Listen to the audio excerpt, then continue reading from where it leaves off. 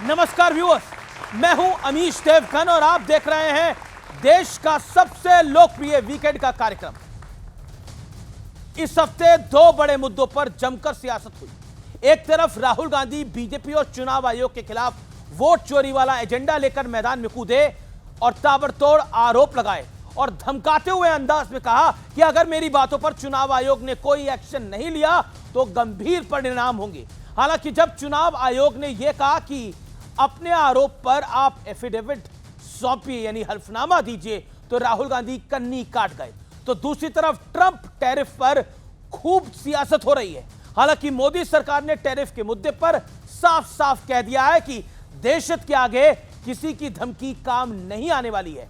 आज इन्हीं दोनों मुद्दों पर जनता जनार्दन के बीच वीकेंड की सबसे सुपरहिट डिबेट आज हम करेंगे।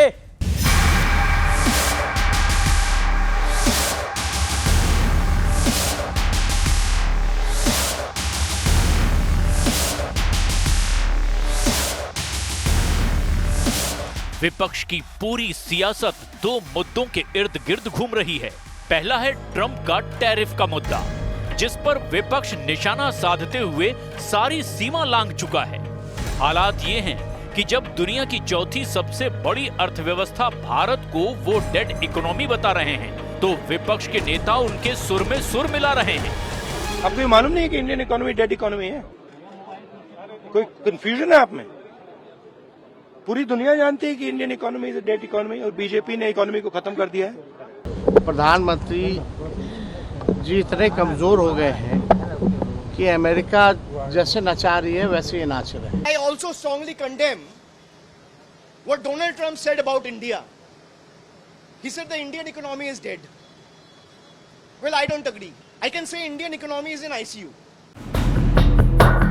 हालांकि मोदी सरकार ने यह साफ कर दिया है कि भारत के हित और भारत के किसानों के हित से कोई समझौता नहीं होगा। भारत अपने किसानों के, पशुपालकों के और मछुआरे भाई बहनों के हितों के साथ कभी भी समझौता नहीं करेगा।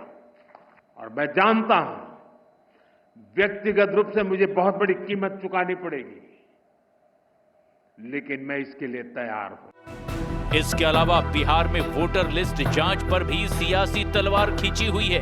हालांकि शपथ पत्र देने और चुनाव आयोग का सामना करने से राहुल कन्नी काट रहे हैं। मुझसे इलेक्शन कमीशन एफिडेविट मांगता है, मुझसे कहता है कि मुझे ओथ देना है, ओथ लेना है। पार्लियामेंट के सामने, पार्लियामेंट के अंदर ओथ लिया है, इस संविधान के सामने ओथ लिया है।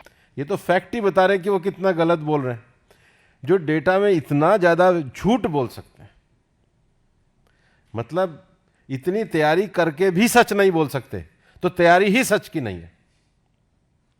मतलब प्रिपरेशन भी झूठ की है और वो भी ऐसी जो पकड़ा जाए।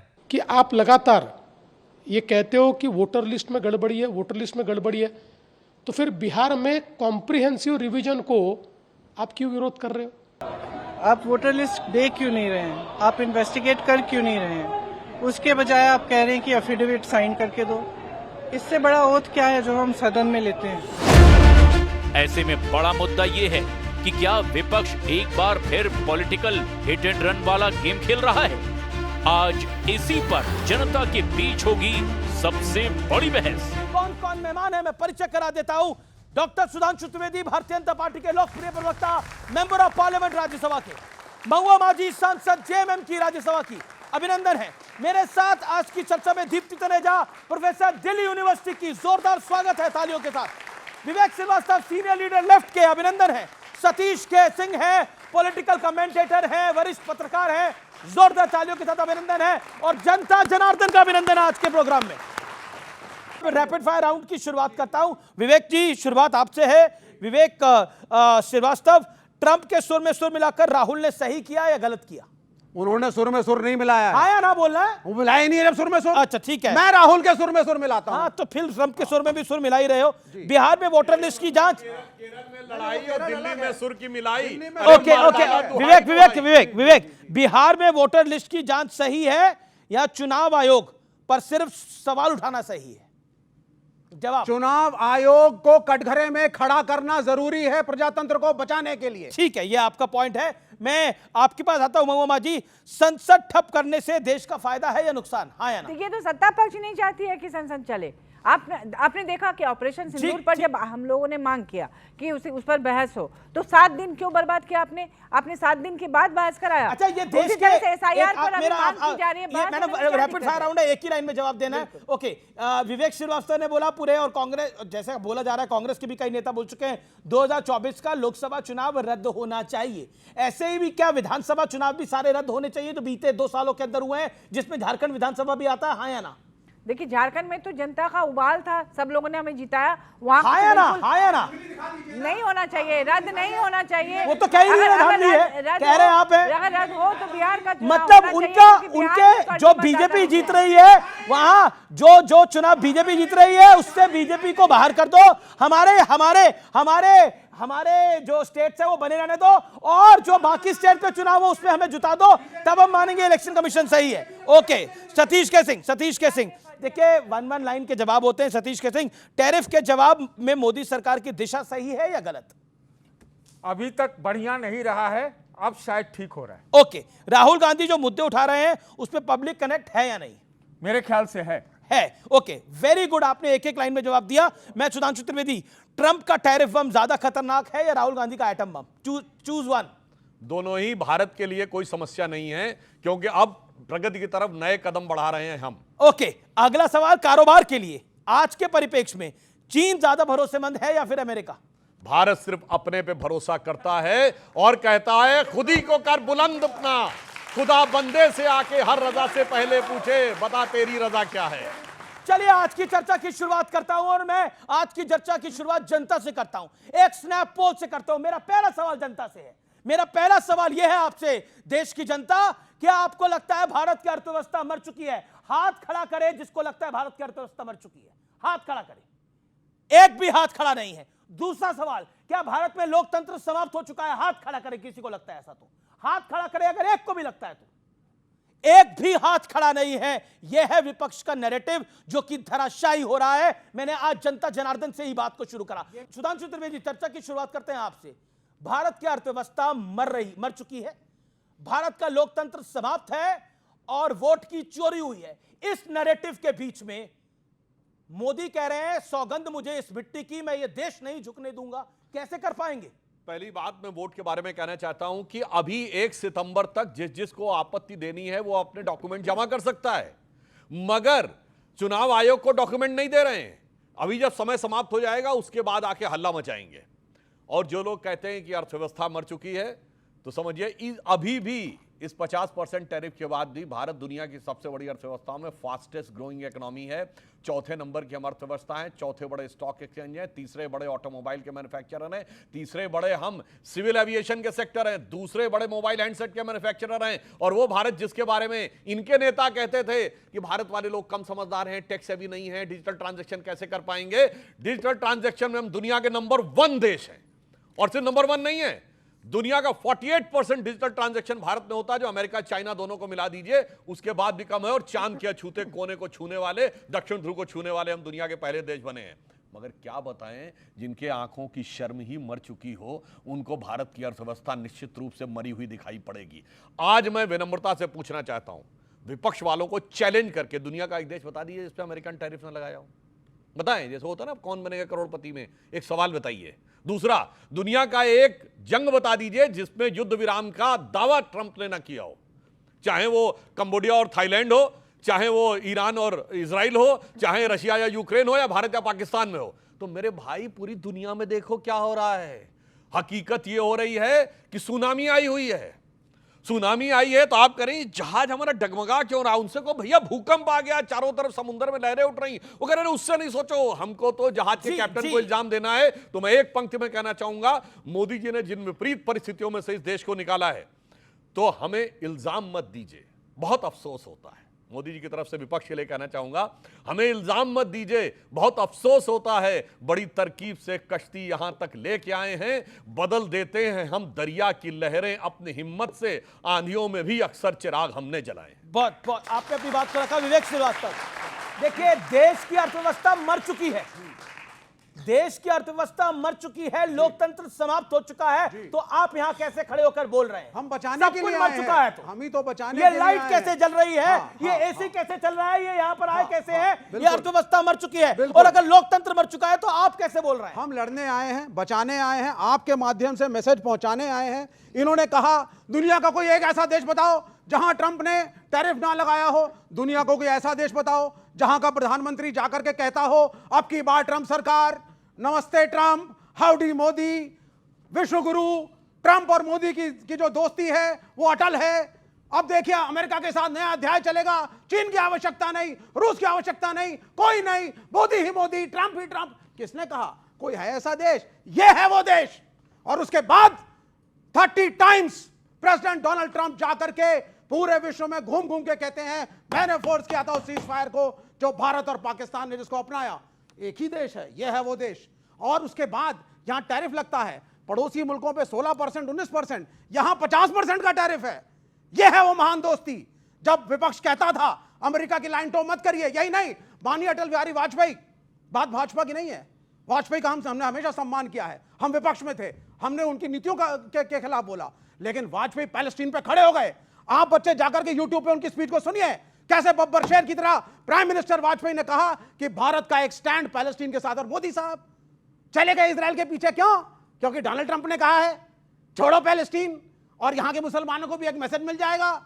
ट्रंप आएंगे साहब, ग्लोबल इस्लाम के खिलाफ हम लड़ेंगे, इस्लामिक टेररिज्म है। आपका विषय क्या है? आज का हमारा विषय है इकोनॉमिक्स है, आप इस्लाम पे चले गए। हाँ, तो विषय में रहिए ना। आपने अपने देश को मिसमैनेज करा, विपक्ष की वार्निंग्स के बावजूद ट्रंप ने टैरिफ लगाई, हमारी इंसल्ट हुई। आपकी वार्निंग का पार्लियामेंट में आपकी वार्निंग का जनता में कोई असर नहीं हुआ? बिल्कुल हुआ आपको है। किसने वोट डाला? हाँ। आप तो विपक्ष के विपक्ष में ही चल रहे हैं तब से। नहीं, विपक्ष का बाकायदा पावर पॉइंट प्रेजेंटेशन पे इंडिया अलायंस के सारे नेताओं ने तो आप रणनीति मानते बनाई हैं है। अर्थव्यवस्था मर चुकी है और लोकतंत्र समाप्त? अरे नौकरी है नौकरी। कितनी मुश्किल से माँ बाप आपको भेजते हैं यहाँ पर, फीसें कितनी ज्यादा हैं स्कूल की, कॉलेज की। मैं आपसे प्रश्न पूछ रहा हूं। Absolutely it's a dead economy. You are moving towards a dead economy. लोकतंत्र मर चुका है, हाँ या ना? बिल्कुल मरा हुआ है। अच्छा, अर्थव्यवस्था मरी, भारत की अर्थव्यवस्था मर चुकी है भाई। देखिए सुनिए, हाँ नहीं बोलिए, हाँ या ना बोलिए। डेड का मतलब ये नहीं होता, डेड का मतलब डेड का मतलब बिल्कुल आप खड़े होइए। डेड का मतलब क्या होता है? सर मर चुकी है। मर चुकी है। डेड का मतलब क्या होता है? डेड का मतलब मरा हुआ आता है। मैं पीछे भी पूछ लेता हूँ, किसी के पास डेड का कोई और मतलब है मरे हुए के अलावा? किसी के पास है? डेड का मतलब क्या होता है? खड़े होकर बोलिए। खत्म। एकदम खत्म। मतलब डेड का मतलब मरा हुआ होता है, लेकिन डेड का मतलब वो मत समझिए जो बोला जा रहा है। अभी तक लेफ्ट वाले झूठा इतिहास पढ़ाते थे, अब झूठी भाषा भी पढ़ाने लगे कि डेड का मतलब कुछ और होता है। और झूठ कैसे बोलते हैं भाई साहब? कभी भी मोदी जी ने नहीं बोला अब की बार ट्रंप सरकार। ट्रंप ने कहा अब की बार ट्रंप सरकार। मैं चैलेंज करके कहता हूं, दुनिया में कोई दूसरा देश बताइए जिसके नारे को अमेरिका के राष्ट्रपति ने जाकर स्वीकार किया हो। ये थी भारत की धमक। और दूसरा मैं बताना चाहता हूं, ये तो वो थे 6 मार्च 2023 को राहुल गांधी जाकर लंदन में क्या बोलते हैं? Why the defenders of democracy, America and Europe are silent? Why they are not interfering in India? ये है इस देश का दुर्भाग्य कि हमारा एक ऐसा विपक्षी नेता है जो जाके विदेश में कहता है कि मेरे देश में अमेरिका और यूरोप हस्तक्षेप क्यों नहीं कर रहे। और देखो इनका एक झूठा कारनामा, भारत के मुसलमानों को फिलिस्तीन से जोड़ रहे हैं। इसी परिस्थिति ने भारत को बर्बाद किया है। कोई आती है मोहतरमा तो फिलिस्तीन का बैग लेके आती हैं। एक है वो मोहतरमे मजलिसे इत्तिहादुल मुसलमीन, वो आके जय फिलिस्तीन बोलते हैं और ये आकर फिलिस्तीन के साथ जोड़ने लगते हैं, फिर हमास और हिजबुल्लाह के साथ जोड़ने लगते हैं। इन परिस्थितियों ने देश को इस समस्याजनक परिस्थिति में पहुंचाया है। इसलिए मेरा मानना है आज के समय में जब भारत एक नए स्वरूप में आगे बढ़ रहा है, चिंता मत करिए। जो प्रधानमंत्री जी ने कहा था यही समय है, सही समय है। आज से 30 साल पहले जब WTO आया था तब भी यह माना जा रहा था कि अमेरिकन कंपनीज आके कब्जा कर लेंगी और भारत दब जाएगा, मगर भारत उसमें से शक्ति बन के उभरा। और आज मैं एक बात थोड़ा सा अलग हटके मगर इस सब्जेक्ट के संदर्भ में कहना चाहता हूं। 1 जनवरी 95 को WTO बना था और आज जो हो रहा है ना, this is the beginning of the end of globalisation. यानी ये दुनिया में इतना बड़ा परिवर्तन की शुरुआत है। कॉलोनाइजेशन यानी जिसमें इंग्लैंड ने हमको गुलाम बनाया था वो चला 200 साल। कम्युनिस्ट जिनके लिए ये हाथ पांव मोड़ के बहुत चिल्लाते रहते हैं, वो चला 75 साल से कम में। ग्लोबलाइजेशन खत्म हो रहा 30 साल, और रही बात रोजगार उसकी करें, बताओ आज महंगाई की दर कितनी है? बोलो बोलो बोलो बोलो बोलो बोलो। नहीं बोल पाएंगे क्योंकि 2.1 है। अब सुनिए दूसरा बात, अब सुनिए। और जहां तक पिछले मई का जो डाटा आया है, उसमें 20 लाख नए लोग एम्प्लॉय प्रोविडेंट फंड में उन्होंने अपना अकाउंट खुलाया है, यानी 20 लाख नए लोगों को रोजगार मिला है। एम्प्लॉय प्रोविडेंट फंड सबसे सटीक आंकड़ा होता है, जो अभी तक के पिछले 8-10 साल में भी भारत के इतिहास में कभी एक महीने इसीलिए झूठ बोलते हैं, आंकड़ों के ऊपर बात नहीं कर पाते। महुआ माजी की बारी है। महुआ माजी जी आपकी बारी है, बोलिए। अभी आपने कहा कि राहुल गांधी जी ने कहा कि दूसरे देश क्यों नहीं इंटरफेयर कर रहे हैं हमारे मामले में, इसकी उन्होंने क्रिटिसाइज किया। अब आप बताइए कि अभी ऑपरेशन सिंदूर के बाद किसने हमारे देश के विपक्षी पार्टी और अपनी पार्टी के लोगों को, सांसदों को प्रतिनिधि बनाकर विदेशों में क्यों भेजा फिर आपने? तो उनका मदद मांगने के लिए या उनको बताने के लिए? तो ये भी तो विदेशी हस्तक्षेप ही हुआ ना भाई, कि आप क्यों उनको जताना चाहते हैं? नंबर 1। दूसरा क्या सवाल है? भारत की अर्थव्यवस्था मर चुकी है। भारत की अर्थव्यवस्था मर चुकी है, आपको लगता है? भारत की अर्थव्यवस्था मर चुकी है, भारत का लोकतंत्र समाप्त हो चुका है, खतरे में इसी है, लोकतंत्र में आपकी सरकार दूसरी बार आई झारखंड में। मैं अपनी पार्टी की तरफ से ये कहना चाहूंगी कि भारत की अर्थव्यवस्था खतरे में है। 50% जो टैरिफ लगाया है उससे बेरोजगारी बढ़ेगी, बहुत सारे लोगों की नौकरियां जाएंगी और गरीबी तो बढ़ेगी ही बढ़ेगी, क्योंकि ये सिर्फ भारत की बात नहीं है, अमेरिका में भी बहुत भारतीय रहते हैं। छटनी होगी तो उसका प्रभाव सब तरफ पड़ेगा। और जब हम ऊपर से दिखाते हैं कि अमेरिका के साथ हमारी मैत्री है, तो आखिर ऐसा क्या है? आज भी पाकिस्तान से बुलाया गया है अमेरिका में मुनीर जी से बात करने के लिए। आखिर क्या बात है? कौन सी खिचड़ी पक रही है? आप सभी जानते हैं कि पाकिस्तान को चीन सपोर्ट कर रहा है। आपको नहीं पता लग रहा कौन सी खिचड़ी बन रही है वहां पर? हम लोगों को पता लग जाएगा, बिटकॉइन वाली खिचड़ी जब लगेगा तो फिर हम लोग निश्चित रूप से यहाँ आके बताएंगे। बिटकॉइन वाली खिचड़ी है। हमारे देश की सत्ता जिनके हाथों में है, उनको अलर्ट हो जाना चाहिए कि इधर हम सामने दिखा रहे हैं कि हमारी दोस्ती है ट्रंप के साथ, हर एक के साथ। आखिर ट्रंप इस तरह का बर्ताव क्यों कर रहा है? माननीय प्रधानमंत्री जी ने जब लोकसभा में कहा कि अमेरिकी हस्तक्षेप नहीं था, हम लोगों ने जब ऑपरेशन सिंदूर पर विराम लगाया, उसके तुरंत बाद वहां से ट्वीट आया कि नहीं हमने किया। 30 बार या उससे ज्यादा बार ट्रंप ने इसको कहा है कि हमने सीज फायर कराया। तो इसका खंडन होना चाहिए ना भाई। उनको बोलना चाहिए कि आप इस तरह से झूठ क्यों फैला रहे हैं।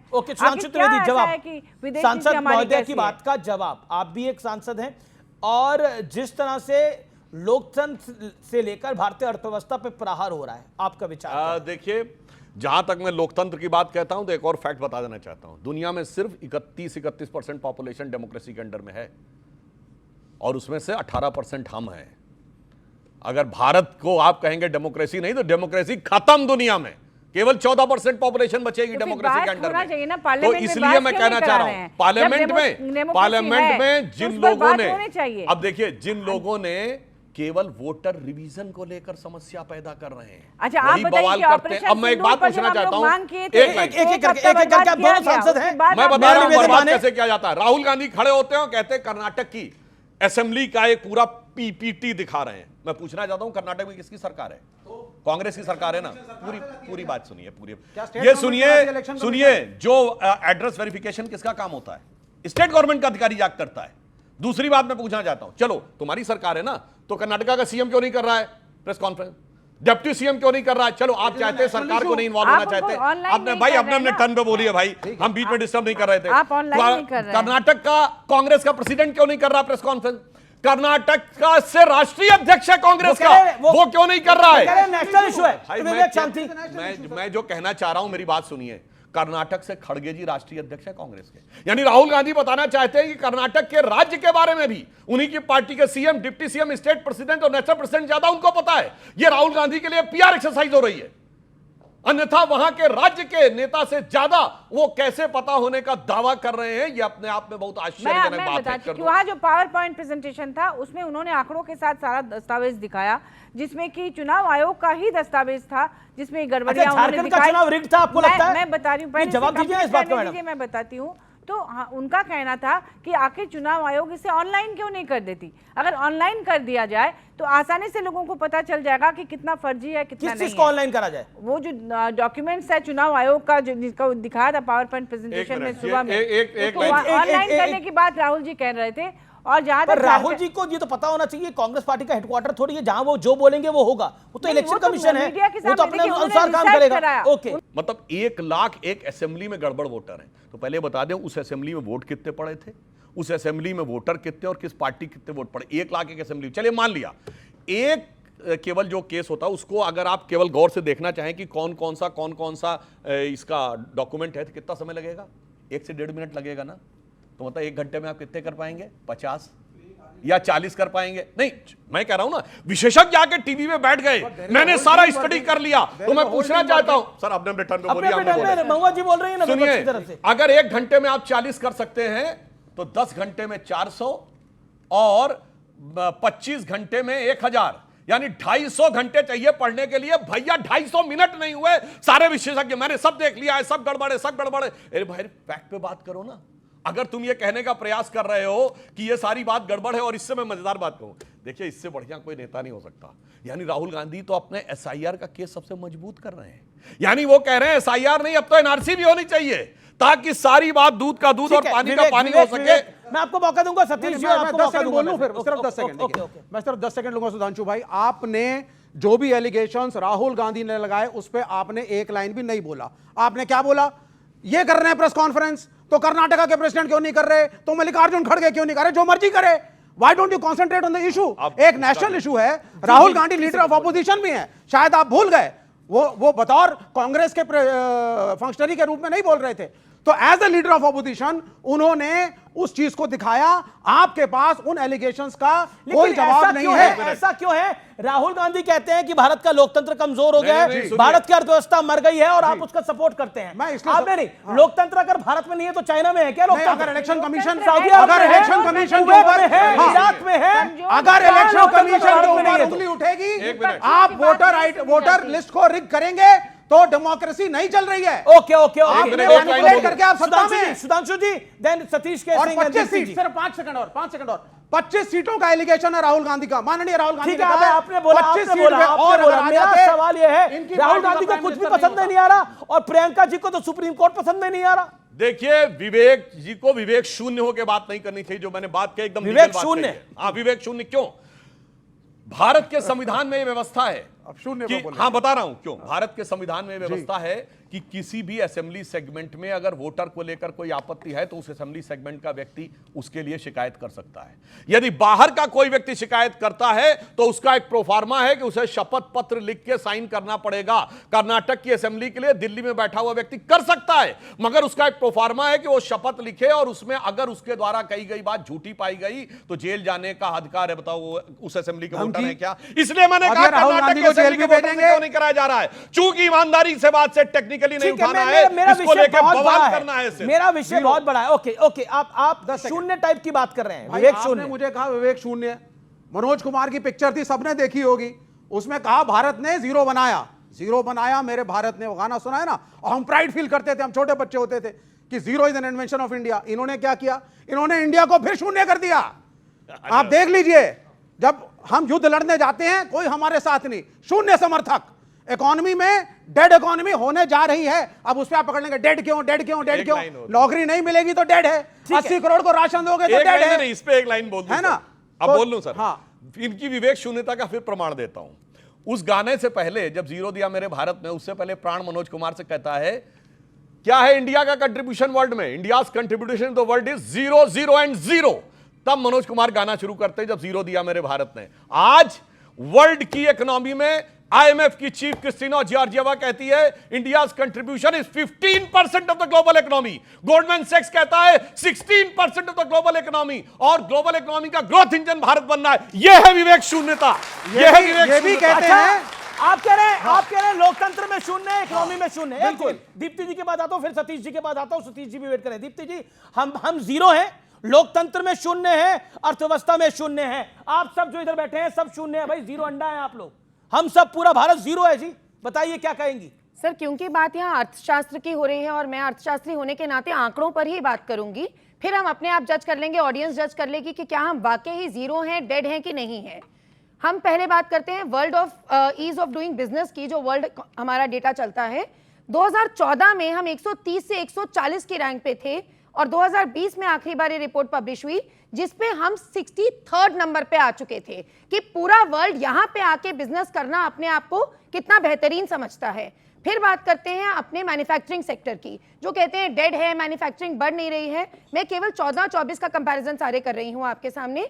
2012 तक हमारी इकोनॉमी 9-9.5% की दर से बढ़ रही थी मैन्युफैक्चरिंग सेक्टर। कारण जिसका ये था कि तब तक अभी हमारा ग्लोबलाइजेशन का डेटा सारा इंपैक्ट आ रहा था, फिर सबप्राइम क्राइसिस आया जिसका इंपैक्ट वर्ल्ड पे रिपल्स आना शुरू हुआ 2012 के बाद। फिर 12 से 14 तक हमारी मैन्युफैक्चरिंग सेक्टर केवल 7-7.5% ही बढ़ पाई और 14 से लेकर 24 तक का आंकड़ा आज भी यही कहता है कि हमारी मैन्युफैक्चरिंग 7 से 9% की दर तक सालाना बढ़ रही है, CAGR जिसको कंपाउंड एनुअल ग्रोथ रेट हम कहते हैं। फिर उसके बाद आते हैं आपके एक्सपोर्ट पर। हमारा मर्चेंडाइज एक्सपोर्ट जो है वो ऑलमोस्ट 3 टाइम्स हो चुका है 14 से 24 के बीच में। सर्विस एक्सपोर्ट तो कितना आगे बढ़ चुका है उसका कोई मापदंड अभी 5 टाइम्स हो चुका है। फिर हमारे बात करते हैं कि लॉन्ग टर्म इन्वेस्टमेंट की जिसको हम ग्रोथ जीरो तो नहीं है कहीं पर भी सर, आपके सामने है डेटा, कहां से जीरो है आपको कहीं? सर नेगेटिव ना हो जाए ये आंकड़े सर ये आंकड़े हैं क्योंकि आंकड़ों की बात होती है। मैं बताता हूं सर आंकड़े मुझे कंप्लीट करने दीजिए सर, कंप्लीट करने दीजिए सर। जीडीपी हमारा 2 से 4 ट्रिलियन हो चुका है। आरएसएस के आंकड़े मत सुनाइए, ये आरएसएस के आंकड़े हैं मैडम। सर चलिए पूरी की नहीं मानते सर चलिए आप बताइए 80 करोड़ लोगों को रोटी देनी पड़ रही है, 21 लाख क्या करोगे इसका? सर जब 80 करोड़ को रोटी सरकार देती है, 5 किलो राशन, जब 21 लाख क्या करोगे कागजों का भाई? सर फिर हम एक काम करते हैं ना, सारे के सारे संस्थान बंद ही कर देते हैं। बंद मत करिए, CIC रिग्ड है, आपका EEC रिग्ड है, आपका सब कुछ ही रिग्ड है, आपका ये नेशनल स्टैटिस्टिक्स सर्वे रिग्ड है, सब कुछ ही रिग्ड है। सब कुछ गलत है। अरे आंकड़े ही गलत हैं। एक आप बताइए, बोला नहीं है। अच्छा चलिए सुनिए, क्या ये आरएसएस के आंकड़े हैं? मैं इन्हीं से सवाल पूछता हूं जी। अमेरिकन, मैं कोट कर दूंगा आपको, टॉप इकोनॉमिस्ट कहते हैं, और आप जाकर के चेक करिएगा, बच्चों गूगल पे जाकर जरूर चेक करना किस किस अखबार में लिखा है, 10 to 15 बड़े बिजनेस हाउसेस इस कंट्री को रन करते हैं। इकोनॉमिक डिस्पैरिटी है जिसकी वजह से हंगर इंडेक्स, इनको बोलने दीजिए, हंगर इंडेक्स पे जरा बोलिए, हैप्पीनेस इंडेक्स पे बोलिए, अच्छा ये 80 करोड़ राशन पे बोलिए, मतलब पिछले 50 जरा साल से बोलिए, ये बात कह रहा है। सतीश जी को आना पड़ेगा बीच के अंदर। सतीश के सिंह बिलोर फिर सबसे बेहतर स्थिति में है सबसे अमेरिका बेहतर, फिर विवेक शून्य बोल रहा है। आप इनइक्वालिटी की सब कुछ अच्छा है भाई, सब कुछ अच्छा है, सबके पास सब कुछ है। संस्था को सबके पास सब कुछ नहीं है, ऐसा हो ही नहीं सकता। किसी अर्थव्यवस्था में सबके पास सब कुछ हो, देखिए ये ऐसा हो ही नहीं सकता, ये किसी मुल्क में नहीं होता। सतीश जी अरे बड़ी शांति से सुन रहा है, जरा हमारा भी सुन लीजिए। मैडम ने कहा कि अब राहुल गांधी जी कह रहे हैं कि इलेक्ट्रॉनिक वोटिंग कर लीजिए। मैं केवल पूछना चाहूंगी, अब यहाँ पे एज अ नॉर्मल रेजिडेंट की बात कर रही हूँ, नॉर्मल सिटीजन की। राहुल गांधी ने कहा कि मुझे वीवीपैट चाहिए, चलो जी वीवीपैट से हो गया। फिर अब राहुल गांधी कह रहे हैं पहले था कि मुझे इलेक्ट्रॉनिक चाहिए, इलेक्ट्रॉनिक हुआ, फिर मुझे वीवीपैट चाहिए, वो हो गया। अब कह रहे हैं नहीं सर वीवीपैट से पूरा उसका वेरिफिकेशन हुआ। अच्छा ठीक है, सर रैंडम सैम्पलिंग कोई चीज होती है, इकोनॉमिक्स में हम पढ़ते हैं सारे लोग, वो हुआ। अब वो कहते हैं कि मुझे डिजिटल चाहिए, वो होगा। फिर उसमें अगर वो नहीं जीतेंगे फिर पता नहीं भगवान ऊपर से उतरेंगे अवतरित होके इलेक्शन करवाएंगे तो होगा। भगवान को उतरना पड़ेगा अवतरित होकर, तभी इलेक्शन जीत पाएंगे क्या? दूसरा आपको अभी जो इकोनॉमिस्ट मैडम ने बोला कि भगवान अवतरित होकर उतरेंगे तब इलेक्शन जीतेंगे, तब यकीन होगा। पॉइंट नंबर 2, भारत की अर्थव्यवस्था और लोकतंत्र दोनों मर चुके हैं। आपको लगता है? 2 एटम बम फूटा है। अच्छा, एक डोनाल्ड ट्रंप का फूटा है और एक जो है राहुल का दावा है। अब सुन लीजिए, आजादी के बाद ये 2 सबसे बड़ी घटनाएं, इतने गंभीर आरोप चुनाव आयोग पर कभी नहीं लगे और आजादी के बाद से किसी विदेशी नेता ने भारत का इतना अपमान नहीं किया है। इससे आज तो कम से कम सुधांशु जी जरूर हमसे एग्री होंगे। मैं तो कहता हूं इनका हाल ट्रंप के साथ वो वाला है कि हम लोग 90 के दशक में गाना सुनते थे कि अच्छा सिला दिया तूने मेरे प्यार का, दिल तोड़ दिया यार ने ही यार का। क्या हालत बना रखी है, क्या हालत बना रखी है सुधांशु जी। आज मैं मोदी जी के नेतृत्व में, मैं उनके नीतियों का विरोधी हूं, लेकिन पूरे देश की तरफ से, कम अपने तरफ से आज उनके नेतृत्व में हम आस्था जता रहे हैं कि इस ट्रंप नाम के दानव से लड़ो, हम आपके साथ हैं। कि एक दर्द मैं समझ सकता हूं अपने विरोधियों का। जब से मतपेटियां लुटनी बंद हो गई, इनको बहुमत मिलना बंद हो गया। जब से बूथ कैप्चरिंग बंद हो गई, इनको बहुमत मिलना बंद हो गया। वोटर आईडी कार्ड 94 से आया, उसके बाद कांग्रेस को बहुमत कभी नहीं मिला। इवन आप समझिए सीसीटीवी जब से हो गया तब से बहुमत कभी नहीं मिला, जब से ओपन मीडिया हो गया बहुमत कभी नहीं मिला, ओपन जुडिशरी हो गई बहुमत कभी नहीं मिला, लिटरेसी रेट 50% हो गई बहुमत नहीं मिला। तो उन लोगों को ये लग रहा है हे भगवान जाने कहां गए मेरे बीते हुए दिन, किसी तरीके से वापस आ जाएं मेरे बीते हुए दिन, इसलिए समस्या है। और मैं एक सीरियस बात कहता हूं, आप में से कितने लोगों को ये पता है, नहीं तो मैं दर्शकों से पूछना चाहता हूं कि ट्रंप ने इस टैरिफ में भी भारत के किन क्षेत्रों को पूरी तरह छोड़ रखा है?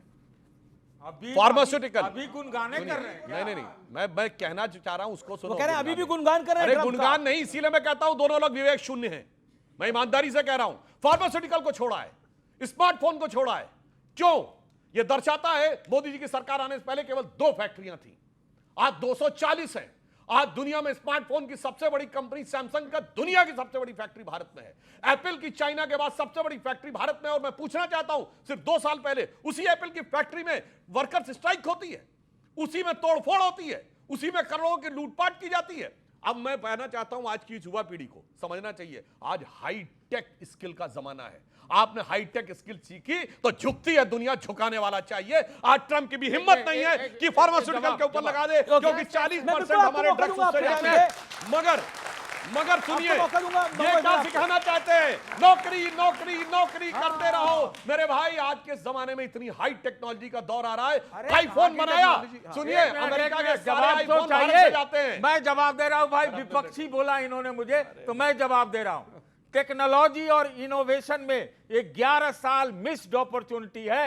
6% का इनोवेशन करते हैं, कहते हैं मेक इन इंडिया मोबाइल है। ये क्या बात हुई? आप जो है एआई, एक मिनट आप बीच में बोलने नहीं दीजिए। तो एआई के रेस में आप बहुत पीछे हैं। आज अगर मैन्युफैक्चरिंग, मेक इन इंडिया आदि में अगर शरीर सौष्ठव रहता, जो आप राष्ट्रवाद से बड़ा ओतप्रोत रहते, तो चीन के जैसा आज अमेरिका से आज से 1 महीना पहले टकरा जाते। टकराने की आप ताकत तो अब लाए हैं, क्यों नहीं लाया पहले ताकत? मैं बता रहा हूं, पर अब तो टकरा रहे हैं ना, अब तो टकरा रहे हैं ना। लगता है अभी पूरा टकरा रहे हैं। और कैसे टकराएंगे? क्या करेंगे? युद्ध कर दें अमेरिका के साथ? काम नहीं चलेगा। दिमागी 112 इंच चाहिए।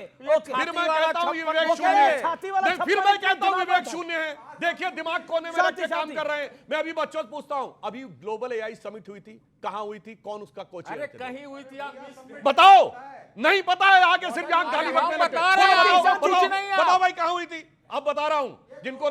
अरे आप चैट जीपीटी बनाते, कुछ जो है सो डीप सर्च बनाते, कुछ तो नहीं है भैया। वो कह रहे हैं कि छाती वाला 56 इंच नहीं, दिमाग वाला 56 इंच चाहिए। 56 नहीं, 112 इंच चाहिए। 112 इंच चाहिए। मैं किसी पे टिप्पणी नहीं करना चाहता। दोनों दिमागदार लोग बता ही नहीं पा रहे हैं कि एआई समिट हुई कहां थी। अभी 2 महीना पहले हुई यार समिट। मैं बता रहा हूं। अरे सुनिए, नहीं, ग्लोबल एआई समिट तो ब्रिक्स की तरीका है। आप कह रहे थे, मैं बीच में नहीं बोला। ग्लोबल एआई समिट का मतलब दुनिया के सारे देशों ने एआई में जो रिसर्च हो रही है उसके लिए पेरिस में अभी 3 महीने पहले समिट की। और उसका को चेयर कौन था? फ्रांस के राष्ट्रपति इमैनुअल मैक्रोन और भारत के प्रधानमंत्री नरेंद्र मोदी। ये दर्शाता है कि एआई रोल आउट में और एआई एडॉप्शन में खेलते रहो, क्या तरीका है बीच में डिस्टर्ब करते रहने का? करते रहो। नहीं, कोई आंकड़े ना माने, कोई समिट ना माने, कोई इलेक्शन कमीशन ना माने, सिर्फ आपको माने। सेमिनार करते रहो, सेमिनार, मीटिंग, कन्वेंशन। आपका तो काम ही है, इसका काम ही है सेमिनार और मीटिंग करना। सरकार तो आपकी कहीं आती नहीं। आप जेएनयू में गंगा ढाबे के बाहर हो नहीं, बातें बड़ी बड़ी कर रहे हो आप यहाँ पर। जेएनयू में आप गंगा ढाबे के बाहर हो नहीं, सरकार आपकी कहीं आती नहीं। कर्नाटक में सरकार और केरल में आपकी सरकार है, इस बार क्या होगा पता नहीं है। और आप कह रहे हो सेमिनार और मीटिंग, आपकी तो दुकान ही सेमिनार और मीटिंग से चल रही है। ओके, शांति। ऐसा है कि त्रिपुरा इनके हाथ से जाने के बाद अभी कम्युनिस्टों के 3 पुर बचे हैं, एक क्यूबा, एक नॉर्थ कोरिया और एक जेएनयू का गंगा ढाबा। 3 जगह इनके 3 पुर बचे हुए हैं। इसीलिए और देखिए कैसी माननीय राहुल गांधी कितनी बार बोले, अरे भैया राहुल गांधी इनके खिलाफ चुनाव लड़ते हैं। और जब वायनाड से राहुल गांधी ने सीट छोड़ी, ऑन रिकॉर्ड दिया गया बयान है, नहीं सुनिए, कि मुस्लिम लीग के सदस्य ने कहा कि हाँ हमको बताया कि प्रियंका जी लड़ने जा रही हैं, टीवी पे हम उस समय बैठे थे। और जो कांग्रेस की कम्युनिस्टों की नेता थी जो इनकी लड़ी थी, उनका हमारी पार्टी को तो नहीं बताया है। सोचिए कैसे माननीय इसे कहते हैं 100 जूते खाएं तमाशा। पहले Mahua Maji, you are also leader and Trump is also leader. आप ट्रंप को कैसा मानती हैं? बिल्कुल एक लाइन में अगर बताएं तो डोनाल्ड ट्रंप क्या है? वो क्या है, वो है तो अमेरिका के राष्ट्रपति, लेकिन उनकी बातों में इतना वो आज कुछ बोलते हैं, थोड़ी देर बाद कुछ बोलते हैं, तो हमें उन पर भरोसा नहीं। तालियां तालियां महुआ मांझी के लिए, तालियां, हमें उन पर भरोसा नहीं है जी। लेकिन ये आपके सहयोगी दल भरोसा करके बैठे हैं।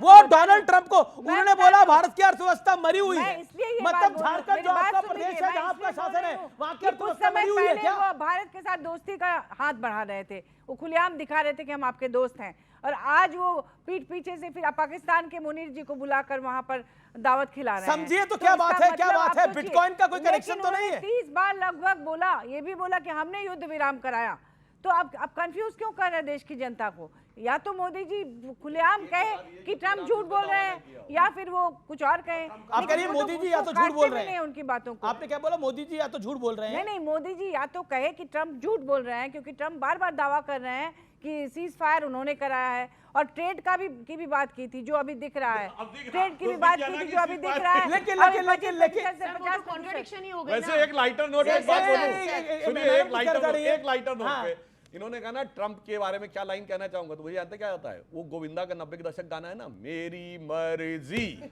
मैं चाहे ये करूं, मैं चाहे वो करूं, मैं बीच सड़क बिस्तर लगवाऊं, मेरी मर्जी, मैं अपनी शादी में। हो सकता है ट्रंप ये कहे कल को जो दुनिया में हवा चल रही है वो मेरी वजह से चल रही है, धरती जो गोल है वो मेरी वजह से गोल है, धरती जो घूम रही हो वो मेरी वजह से घूम रही है, और तो और ईश्वर का आशीर्वाद भी मेरी कृपा से मिलता है। ट्रंप ये भी कह सकते हैं आने वाले दिनों के अंदर, कोई बड़ी बात नहीं है। लेकिन मैं फिर आता हूं सुधांशु त्रिवेदी, आज आपसे एक बड़ा सवाल है, क्या ट्रंप को रीड करने में आपसे गलती हुई है?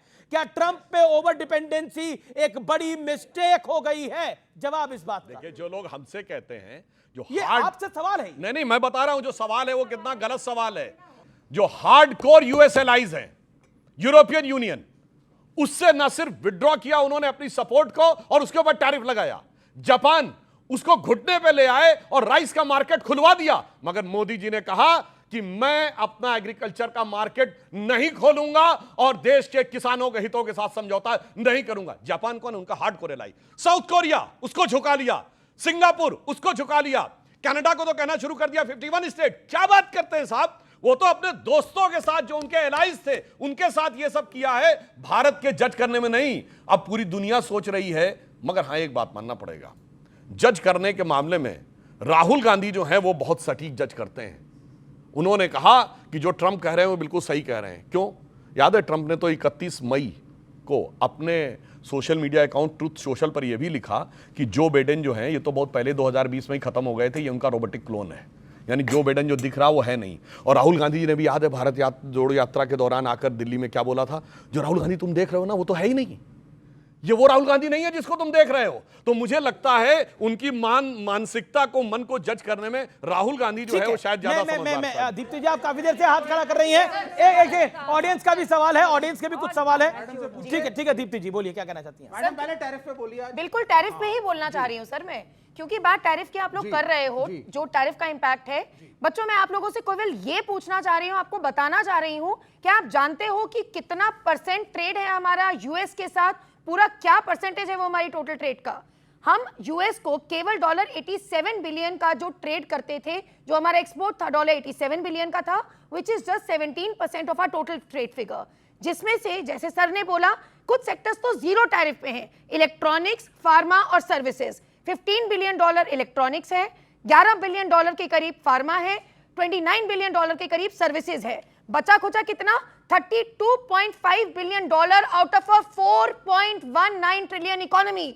इसके असर की अगर हम बात कर रहे हैं, कितना असर होगा वैसे? सर कितना असर होगा ये आपके सामने है, ये अवसर है हमारे लिए। एक डर जो है, अवसर है हमारे लिए। ये आंकड़ा गलत है सर, ये आंकड़ा भी गलत है शायद। हाँ जी, आंकड़ा आपका सही है सर, लेकिन आप इसको इतना कम दिखा रही है ना, इसीलिए तो ये पूरा भारत बताता हूँ ना कैसे। मैं दिखा नहीं रही हूँ, एक मिनट। और सर क्योंकि जीरो तो नहीं हो जाएगी हमारी अर्थव्यवस्था? सर वो तो हो ही चुकी है। क्योंकि बात बहुत शाराना हो चुकी है, क्योंकि बात बहुत शाराना हो चुकी है, तो एक मैं भी कुछ अर्ज करना चाहूंगी। जी, बिल्कुल। तुम्हारा हर फैसला सही नहीं होगा, तुम्हें हर इंसान सही नहीं मिलेगा। याद कीजिए किसके बारे में बात हो रही है।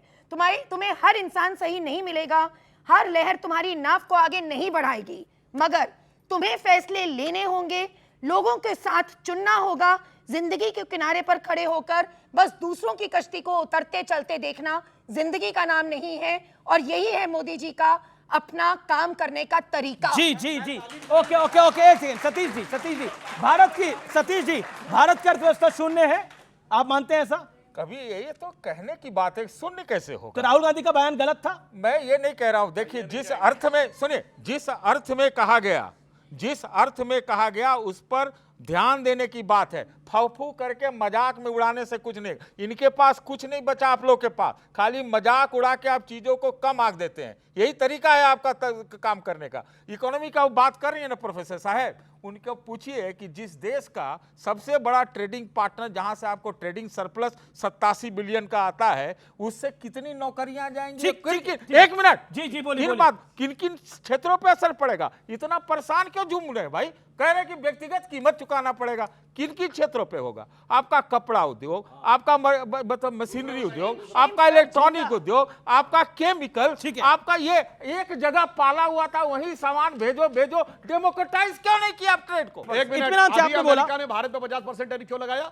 क्योंकि हम रशिया के साथ ज्यादा व्यापार कर रहे हैं। बिल्कुल, ये बात सही है। बताइए, झूठ बोल रहे हैं खड़े खड़े यहाँ पर कि वो क्यों नहीं किया आपने? रशिया के साथ हमारा व्यापार सिर्फ क्रूड ऑयल ही नहीं हो रहा है, रशिया के साथ सबसे बड़ा डिफेंस का भी हो रहा है। S-400 भी हम रशिया से मतलब खड़े खड़े झूठ बोलने लगते हैं। ये झूठ नहीं है, मैंने कभी नहीं कहा। क्या बात करने लगते हैं? देखिए, रशिया से है आपका, लेकिन तो रशिया को कौन कह रहा है कि इंडोनेशिया से नहीं है, तो आप फ्रांस से रफाल लिया, फ्रांस से नहीं है, जर्मनी से ऑटोमोबाइल का नहीं है, कोरिया से सैमसंग नहीं है, चाइना क्या का बोलने लगते हैं? सतीश जी शांति। सौगंध मुझे इस मिट्टी की।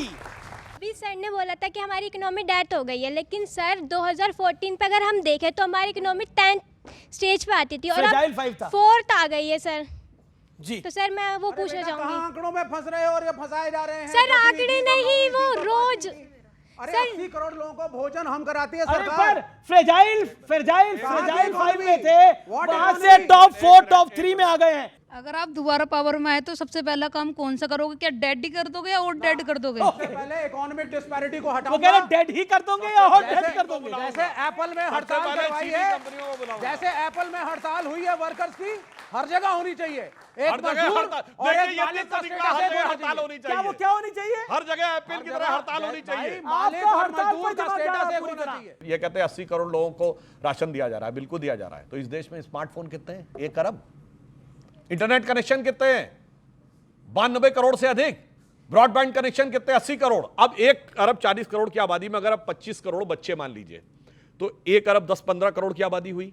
अब अगर उसमें से आप वो 50-55 हटा भी दें तो उस 80 करोड़ में से 40 करोड़ लोग ऐसे जिनके पास स्मार्टफोन है। इसीलिए प्रधानमंत्री ने स्पष्ट किया था कि कोई व्यक्ति अगर गरीबी से निकला है और वो उसने अब आकर अपनी सुविधाओं को देखना शुरू किया है तो उसे सपोर्ट कुछ समय तक देते रहने की जरूरत है। इसीलिए पूरा आंकड़ा बताओ ना कि भारत में कितना स्मार्टफोन है, कितना इंटरनेट कनेक्शन है और कितने लोग एरोप्लेन पे चल रहे हैं। भारत में 8 करोड़ लोगों के पास ऑटोमोबाइल है। ठीक है सुधांशु जी, कितना बड़ा परिवर्तन है 8 करोड़ परिवारों के पास। सुधांशु जी आपने अपनी बोला, ओके, लेकिन एक सवाल आया कि अगर विपक्ष सरकार में आएगा तो क्या पूरा डेड ही कर देगा पूरा मामला? पहली बात तो जो कह रहे हैं अगर खुदा ना खास्ता ये लोग आ गए सत्ता में, जानते क्या होगा? देश की इकोनॉमी डेड और इनके सारे परिवारों की इकोनॉमी अहेड होती चली जाएगी। देखिए, अब रही बात इसकी, पार्टी में कितने सांसद परिवारवाद से उपजे हैं, ये आंकड़ा हमारे पास भी है। आप नहीं, पार्टी के लीडर की बात हो रही है। नहीं, पार्टी दूसरा प्रश्न आपने क्या पूछा था? मैंने सवाल पूछा था, इन्होंने बोला हमारी और बड़ी जीत होती, वो तो हमारे वोट इतने आ गए कि अपनी जीत कर ही नहीं पाए। ये बताइए, आम आदमी पार्टी 70 में 67 सीटें जीती थी, इससे बड़ी जीत क्या होती? 70 में 63, इससे बड़ी जीत क्या होती? मतलब झूठ बोलने की भी कोई इंतहा है भैया।